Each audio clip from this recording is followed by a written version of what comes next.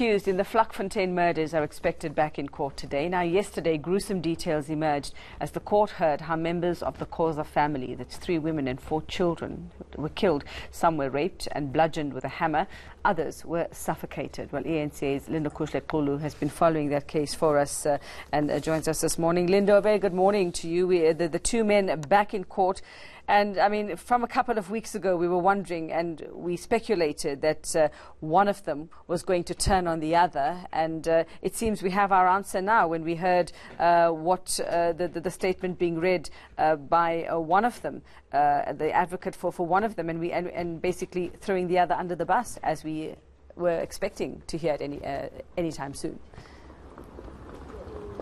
Well, as you rightfully put it, Yuveka, that conflict of interest we had been alluding to in the past, playing out yesterday, damning allegations against the second suspect, who is a 61-year-old Vlakfontein. The statement, or the affidavit of a 27-year-old Vusi Mabaso, basically saying that 3 years ago he was kidnapped from Nelspruit, where he was doing his teaching practicals. It did, also it was revealed that he does have a diploma and was practicing at a school in Nelspruit, and then he was kidnapped, and he claims that they forced him into a life of crime. He was basically working as a packer for packing the drugs and all of that, and later on it was revealed to him that he has to actually go into Soweto and kill a certain family, and that is the Khoza family. When he tried to flee from that area in Cape Town, he took one of the cars of the people he claims kidnapped him, and was later arrested after he was found again in Nelspruit with that car, saying that he was arrested on charges of actually driving a car without the permission of the owner. He was then sentenced to 3 years, and we understand that he came out of bail or was released after serving the 3-year sentence in July, and that was when he says that these people had actually contacted him again. They traced him and told him that he has to still carry out this deed of actually coming to kill this family, and he says fearing for his life and with no hope, he actually carried out that plan. But what he also reveals now in his statement is that Vlakfontein was one of those people. He found him there in the house after infiltrating the family through Facebook, and when he got there into the house, he kept on reminding him that don't forget that you are here to do a job or to carry out this job, don't be too comfortable and all of that. But he did advise him that he needs to stay there for quite some time, and hence the 3 months that we've seen now, that claims that in this 3 months it was to gain the trust of the family.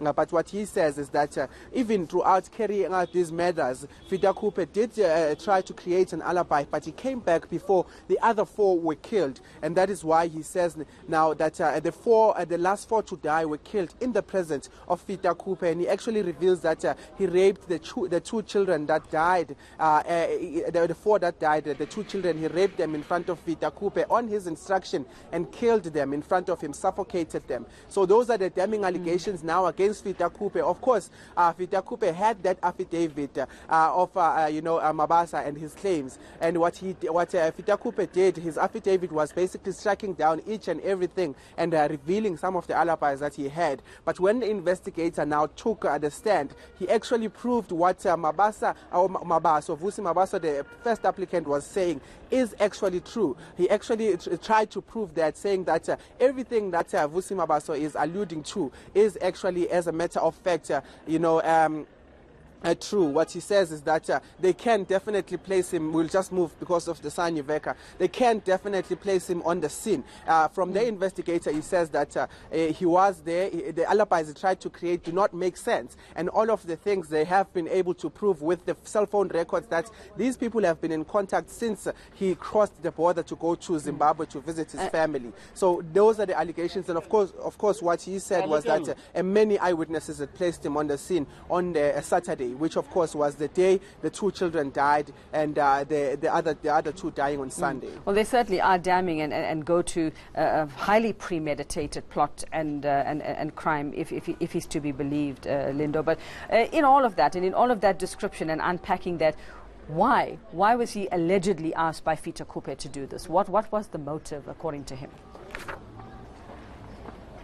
Well, according to his affidavit read by his lawyer, Vusi Mabaso, the 27-year-old, claims that they only told him that there is a family member of the Khoza family that had done these people wrong, a family member that is in prison. Of course, we haven't been able to confirm those claims, and even the investigating officer did not say anything about that family member or if they believe those allegations. But that's the only thing so far we have been able to gather from these proceedings. What we're getting from Vita Cooper's statement is that the only thing he mentions is that Vusi Mabaso is lying, and in fact he was not there during when the crime was carried out. And he even says that later on, when he arrived, the only time he saw the bodies, the dead bodies, was when he arrived on Monday with the community members that had discovered the bodies buried in these 2 rooms inside that house. Okay, thanks very much, and we'll see what happens in court today. Lindokuhle Xulu keeping an eye on that story, a very gruesome crime, and partner, I mean, to think that this was months of planning.